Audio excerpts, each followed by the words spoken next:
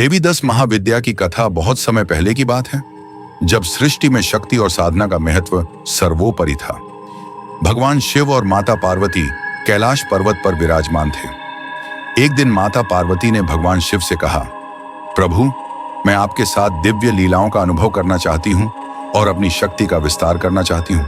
भगवान शिव मुस्कुराए और बोले, हे देवी, तुम्हारी शक्ति अपरंपार है, परंतु यदि तुम अपने दिव्य स्वरूपों को प्रकट करना चाहती हो तो यह 10 महाविद्याओं के रूप में प्रकट होगा। माता पार्वती ने अपनी योग शक्ति से अपने भीतर की ऊर्जा को जागृत किया और 10 भिन्न भिन्न स्वरूपों में प्रकट हुई। यही 10 महाविद्याएं कहलाईं, जिनका हर एक रूप विशेष शक्ति और उद्देश्य से परिपूर्ण था। 10 महाविद्याओं की उत्पत्ति जब भगवान शिव माता पार्वती को अपने साथ कैलाश पर ही रहने के लिए कह रहे थे, तब माता ने अपनी शक्ति का प्रदर्शन करते हुए 10 भयंकर एवं अद्भुत रूप धारण किए।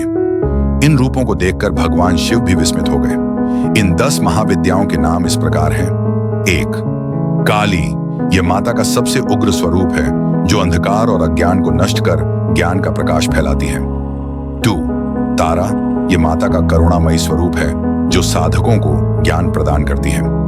3. त्रिपुरा सुंदरी, ललिता देवी, ये सौंदर्य और कृपा की देवी हैं, जो प्रेम और भक्ति का संचार करती है। 4. भुवनेश्वरी, यह ब्रह्मांड की अधिष्ठात्री देवी है, जो संपूर्ण सृष्टि को नियंत्रित करती है।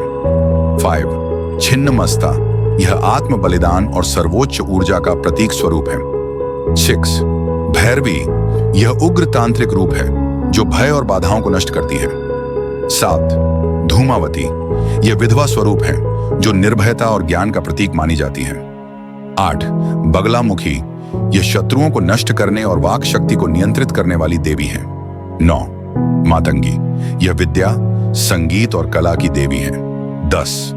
कमला, यह लक्ष्मी का स्वरूप है, जो ऐश्वर्य और समृद्धि प्रदान करती है। 10 महाविद्याओं की महिमा। माता पार्वती के इन स्वरूपों का उद्देश्य केवल शक्ति प्रदर्शन ही नहीं था, बल्कि संसार को यह दिखाना था कि नारी शक्ति में समस्त ब्रह्मांड को संवारने और संहार करने की क्षमता है।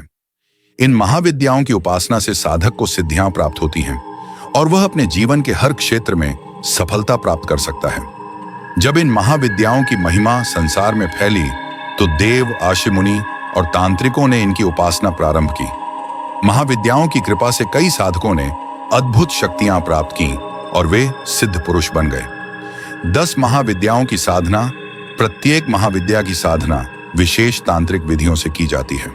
जो व्यक्ति अपने जीवन में भौतिक और आध्यात्मिक उन्नति चाहता है, वह अपनी आवश्यकता के अनुसार किसी भी महाविद्या की साधना कर सकता है। जो व्यक्ति भय और बाधाओं से मुक्ति चाहता है, उसे काली और भैरवी की उपासना करनी चाहिए। जो व्यक्ति विद्या और ज्ञान प्राप्त करना चाहता है, उसे मातंगी और तारा की साधना करनी चाहिए। जो व्यक्ति धन और ऐश्वर्य प्राप्त करना चाहता है, उसे कमला देवी की उपासना करनी चाहिए। जो व्यक्ति शत्रु नाश और वाक सिद्धि चाहता है, उसे बगलामुखी की साधना करनी चाहिए। निष्कर्ष, देवी 10 महाविद्याएं संपूर्ण ब्रह्मांड की ऊर्जा का प्रतिरूप है। इनकी साधना से व्यक्ति अपने जीवन में आत्मशक्ति, ऐश्वर्य, ज्ञान और सिद्धि प्राप्त कर सकता है। प्रत्येक महाविद्या का अपना विशेष महत्व है और जो व्यक्ति निष्ठा और भक्ति से इनकी साधना करता है, वह अपने जीवन को सफल बना सकता है।